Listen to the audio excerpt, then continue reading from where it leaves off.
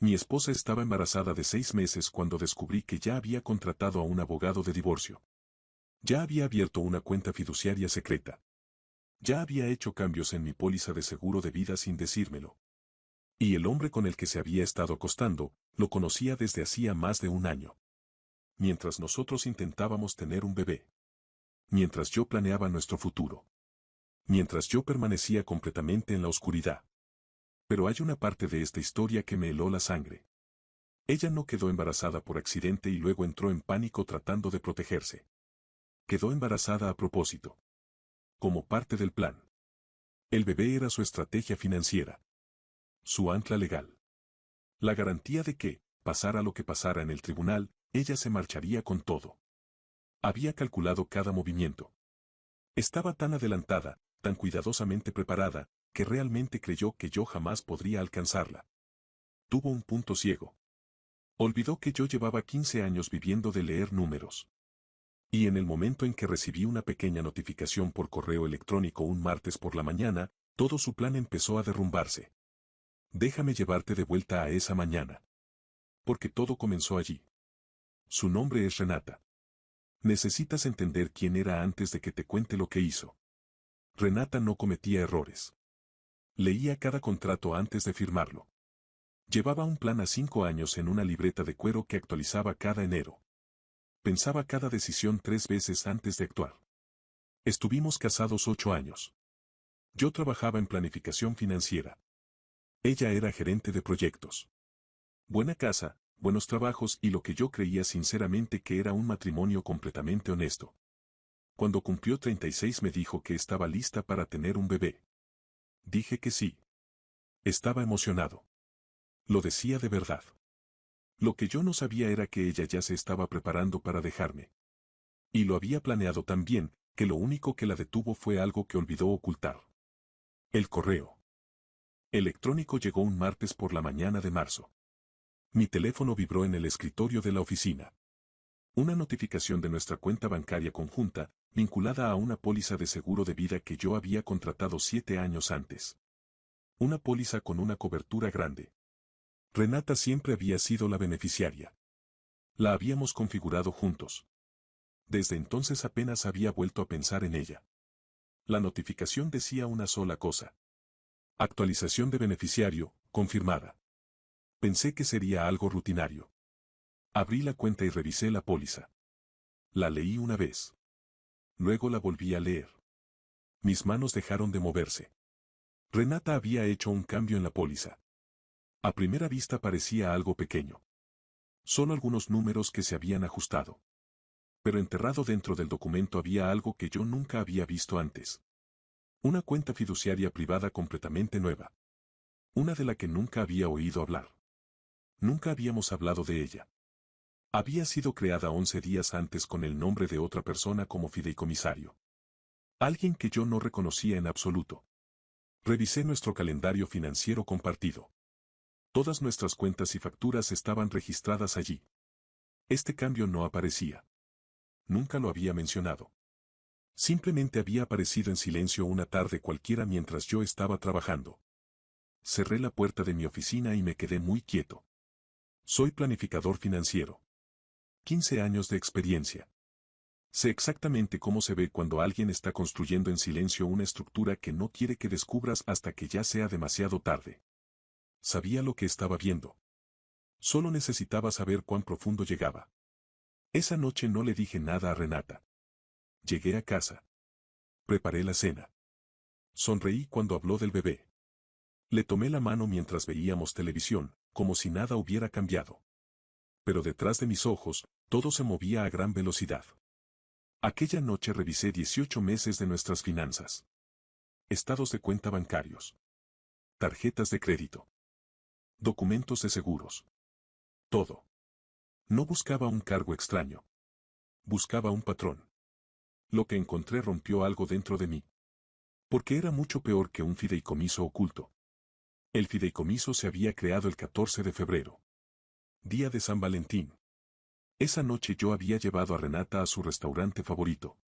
Estaba cálida, relajada, riendo. Pidió un vino caro, Me tomó la mano al otro lado de la mesa y hablamos de posibles nombres para el bebé. Mientras yo sostenía su mano durante aquella cena, ella ya había presentado los documentos del fideicomiso esa misma mañana. Ese fue el primer golpe. El segundo fue peor. La semana después de San Valentín tuvo varias citas médicas. Me dijo que eran revisiones normales del embarazo. No tenía ningún motivo para dudar de ella. Pero una de esas citas no fue con su médico. Fue con un abogado de divorcios. 90 minutos. Su oficina estaba en el mismo edificio que la consulta de su obstetra. Fácil de ocultar. Encontré el cargo del estacionamiento enterrado en el extracto de una tarjeta de crédito que nunca había revisado con demasiado detalle. Porque siempre había confiado en ella. Había visitado a un abogado de divorcios antes de que nuestro bebé tuviera siquiera 3 meses en el vientre. Pero la tercera cosa, esa tercera cosa, fue la que me mantuvo despierto hasta las 2 de la madrugada. Necesito que entiendas exactamente lo que encontré. Comparé la fecha en que se creó el fideicomiso con la línea de tiempo del embarazo. Más concretamente, con la semana en que el bebé habría sido concebido. Era la misma semana exacta. No después de saber que estaba embarazada. No después de una prueba positiva. No después de que ningún médico confirmara nada. La misma semana en que intentábamos concebir, ella ya estaba creando el fideicomiso, reuniéndose con un abogado de divorcios y modificando en secreto mi póliza de seguro de vida. No cometió un error y luego trató de protegerse. Lo planeó. Cada pieza. Quedó embarazada sabiendo que eso le daría poder financiero en el divorcio. Para ella, el bebé no era solo un bebé. El bebé era su estrategia. Estaba sentado solo a las 2 de la mañana con todos esos documentos desplegados frente a mí. Entonces llamé a mi abogado. Y le dije que se preparara. Su nombre es Leonard Park. Tranquilo. Preciso. Nunca desperdicia una palabra. Le conté todo. Escuchó sin interrumpir. Cuando terminé, guardó silencio durante un momento. Luego dijo algo que nunca olvidaré. Este no es un matrimonio que se vino abajo. Esto es una operación financiera. Ella estaba construyendo su salida antes incluso de que el embarazo fuera confirmado. Planeaba irse en sus propios términos, con tu dinero, y usar al niño como ancla legal para asegurarse de ganar. Yo ya lo sabía. Pero necesitaba oírlo en voz alta para dejar de cuestionarme a mí mismo. ¿Qué hago? Pregunté. Su respuesta fue simple. No la confrontes. No cambies tu comportamiento. No toques el dinero conjunto. Y luego, en silencio y dentro de la ley, empieza a construir tu propia estructura. No robé nada. No moví dinero que no fuera mío. Cada paso que di fue legal, documentado y supervisado por Leonard. Actualicé mi propio testamento. Cambié a la beneficiaria, Renata, por un fideicomiso personal a mi nombre. Limpio y completamente legal. Trasladé a ese fideicomiso todos los activos que eran míos antes del matrimonio, cuentas de inversión, participaciones empresariales, propiedades heredadas de mi padre. Todo documentado. Todo protegido. Después contraté a un investigador privado llamado Desmond. Ex investigador de fraude. Sin emociones. Solo hechos. Le entregué los documentos del fideicomiso, el cargo del estacionamiento, el cambio en el seguro y una noche de noviembre que yo había intentado olvidar. Una noche en la que Renata llegó a casa 2 horas tarde, con olor a un restaurante que yo nunca había oído mencionar, y con una expresión en los ojos que no estaba destinada a mí. Regresó 12 días después. Y lo que encontró no fue lo que yo esperaba. El hombre se llamaba Marcus Holt. Director senior en la misma empresa donde trabajaba Renata. Según Desmond, se habían estado reuniendo en privado desde el verano anterior. Pero Desmond siguió investigando. Porque algo en la cronología financiera no le cuadraba. Y lo que descubrió fue algo que nadie me había dicho. Marcus Holt no era solo el amante de Renata. Era el fideicomisario nombrado en su cuenta fiduciaria privada. El mismo fideicomiso que había creado el día de San Valentín. El mismo al que había redirigido en secreto parte del pago de mi seguro de vida. Había puesto al hombre con el que se acostaba en control legal del dinero que estaba ocultándome. Piénsalo por un momento. Si algo me hubiera ocurrido, un accidente, una enfermedad, cualquier cosa, ese dinero no habría ido a Renata como viuda en duelo. Habría ido directamente a un fideicomiso administrado legalmente por Marcus Holt. Ella no solo había planeado dejarme. Había construido una estructura financiera en la que salía beneficiada si yo desaparecía por completo. Permanecí mucho tiempo sentado con esa información. Luego le pedí a Desmond que investigara una cosa más. Le dije que retrocediera más en el tiempo. No 6 meses. No un año. Más atrás. Lo que encontró durante la semana siguiente es un detalle que todavía hoy me deja helado cuando lo recuerdo. El fideicomiso no fue el primero. 14 meses antes del 14 de febrero, antes del fideicomiso que yo había descubierto, antes del cambio en el seguro, antes de todo esto, Renata había intentado abrir una cuenta diferente. Una cuenta conjunta entre ella y Marcus Holt. En un banco que nosotros nunca habíamos utilizado. La solicitud fue rechazada. No por motivos sospechosos. Simplemente por un problema rutinario en la documentación que había presentado.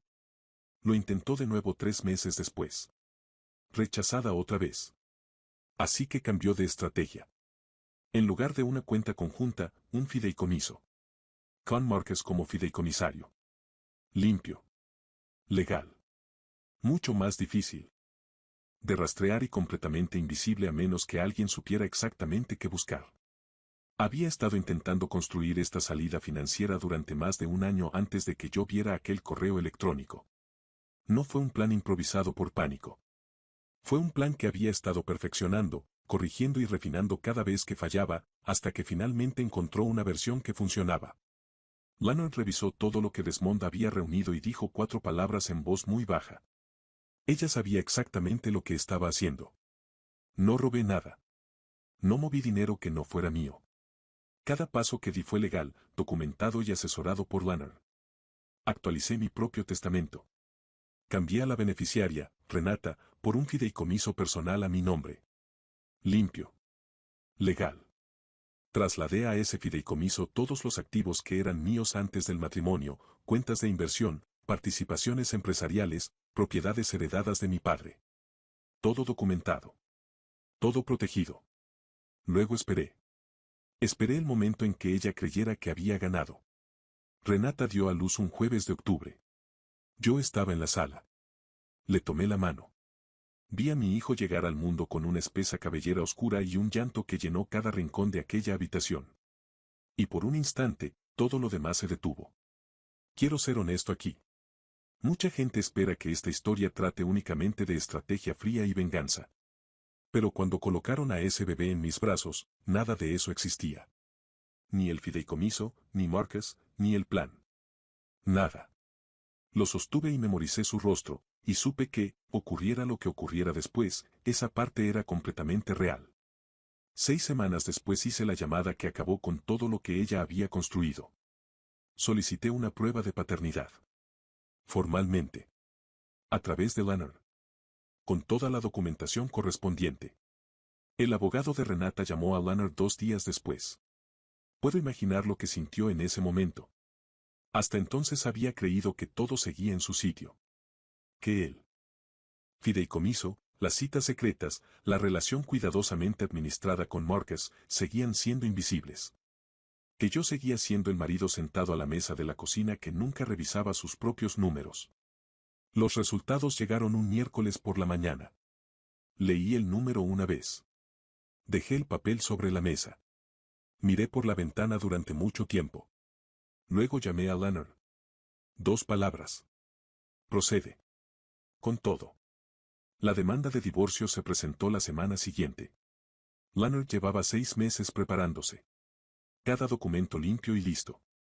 Toda la cronología organizada con precisión, las solicitudes fallidas de cuenta conjunta, el fideicomiso, el registro del día de San Valentín, la ventana de concepción, la visita al abogado de divorcios, el cambio en el seguro. Todo. En orden. 14 meses de planificación documentada. El informe completo de Desmond estaba adjunto. El abogado de ella llegó confiado. Intentó distintas estrategias durante los meses siguientes. Todas chocaron contra el mismo muro de documentación que no habían previsto. Porque hay algo que la mayoría de la gente no sabe sobre los tribunales de divorcio. Cuando puedes demostrar que uno de los cónyuges empezó a planificar financieramente el divorcio antes de que el matrimonio terminara, Antes incluso de decirle a su pareja que algo iba mal, el tribunal lo considera de manera muy distinta. Ya no se trata solo de infidelidad. Los abogados lo llaman disipación de bienes matrimoniales combinada con mala conducta financiera. Y cuando a ese cuadro se le suma un cambio fraudulento de beneficiario en una póliza de seguro de vida, el caso deja de ser sobre quién engañó a quién. Se convierte en un caso de fraude financiero dentro de un proceso de divorcio. Y Renata había documentado su propio fraude mejor de lo que cualquier investigador habría podido hacerlo.